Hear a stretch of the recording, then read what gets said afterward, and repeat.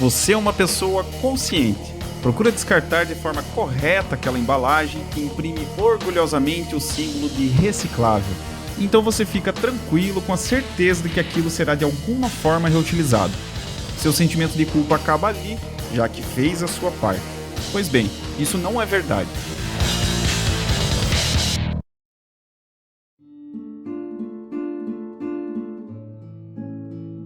Mesmo descartando de forma correta, mesmo o material sendo reciclável, não garante que ele seja reciclado de verdade. Você sabe por que existem indústrias voltadas ao ramo de reciclagem? Por que eles investem grandes somas em dinheiro nisso? A resposta é: para obter lucro. O material comercialmente viável é reciclado, mas nem todos são. O problema é que a maioria dos brasileiros ainda desconhece o funcionamento da reciclagem. Embalagens de balas, por exemplo, são feitas de plástico muito mole, que tem pouco valor comercial para ser reciclado, então raramente o são. Já embalagens sujas perdem a capacidade de reaproveitamento. Um pote de iogurte sujo, por exemplo, é considerado contaminado, e se o rótulo é impresso diretamente na embalagem, como nos potes de margarina, a tinta do material impede a reciclagem. Então, mesmo que todas essas embalagens ditas recicláveis cheguem até as empresas de processamento, elas são descartadas no lixo comum. Sim, todo o seu trabalho de separação e descarte foram por água abaixo.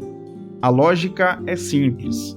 Se uma empresa tem um custo menor para produzir uma embalagem ou produto utilizando material virgem, então por que irão investir em materiais reciclados?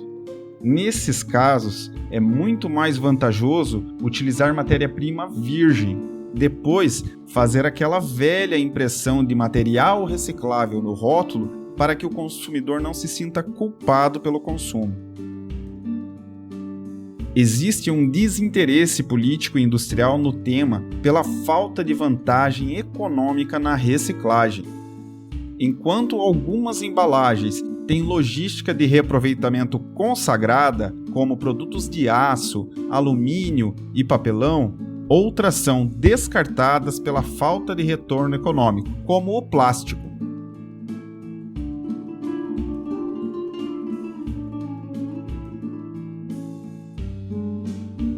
Se o valor pago por elas é baixo, não há motivação para que os catadores separem o produto, por exemplo. Daí vem uma das explicações para que o Brasil seja um dos maiores recicladores de alumínio do mundo e o lanterna quando o assunto é plástico.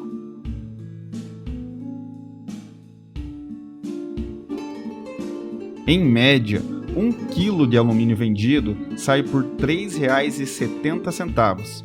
Já a mesma quantidade de garrafas PET, que é o segundo material com maior valor, rende no máximo R$ 1,80. Nesse sentido, é preciso haver um incentivo para que as pessoas atuem nessa área de negócios, como mecanismos que favoreçam as indústrias que consumam o material reciclado e o tornem competitivo. Os próprios impostos do país são um empecilho. O sistema tributário brasileiro taxa mais a matéria-prima reciclada do que a virgem, encarecendo o produto final. Dá para comprovar isso com uma rápida pesquisa em uma loja de produtos de escritório por atacado. Um pacote com 5.000 folhas recicladas custa em média R$ 229, enquanto a mesma quantidade de folhas feitas de material virgem sai por R$ 209. A reciclagem é uma farsa? Diante de tamanha dificuldade em fechar os ciclos para tornar a cadeia completa, há quem questione se a reciclagem não passa de mito. Como não funciona na prática, só serviria para aliviar a consciência dos consumidores, que param de se preocupar com o destino final de seus resíduos. É o que mostra o documentário A Farsa da Reciclagem, da série Desserviço do Consumidor, disponível na Netflix. A produção esclarece como grandes corporações introduziram plásticos descartáveis no mercado e investiram em propaganda defendendo que não há problema nenhum no seu consumo desenfreado, basta reciclá-los. Mas elas, muitas vezes, se isentam da responsabilidade de fazer isso acontecer. Isso significa então que devemos parar de se preocupar em separar o lixo e seguir nossas vidas como se nada tivesse acontecido? A resposta é não. O plástico é só a ponta de uma montanha de lixo. Por se tratar de um material leve que se espalha facilmente e boia na água, existem alternativas para embalagens menos agressivas ao meio ambiente. O que falta é interesse econômico e político para adotá-las. Lidar com o destino final do lixo também é um passo essencial. No Brasil, reciclamos apenas 1,28% do lixo que produzimos, bem abaixo dos 9% da média mundial. O que não é reciclado vai para aterros sanitários, lixões ou os chamados aterros controlados, que apesar do nome, não tem um controle tão rígido assim da contaminação do solo, do meio ambiente ou das pessoas que trabalham ali. Embora quase 3/4 dos municípios façam algum tipo de coleta seletiva, a maioria se concentra no sul e sudeste. No centro-oeste, menos da metade das cidades tem coleta seletiva. Para piorar, em muitas localidades o serviço não abrange todos os bairros. Na prática, 17% da população do país é atingida pela coleta seletiva. A cidade de São Paulo, por exemplo, tem desde 2014 2 grandes centrais mecanizadas de triagem com capacidade diária para até 250 toneladas cada, mas recebem somente metade desse volume.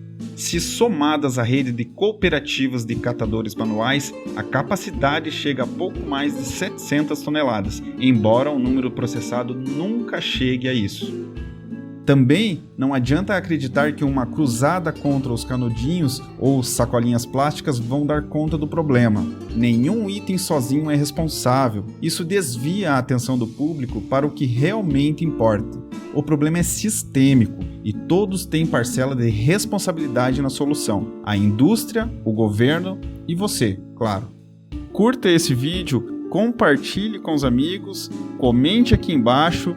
Vamos debater sobre o assunto, tá certo?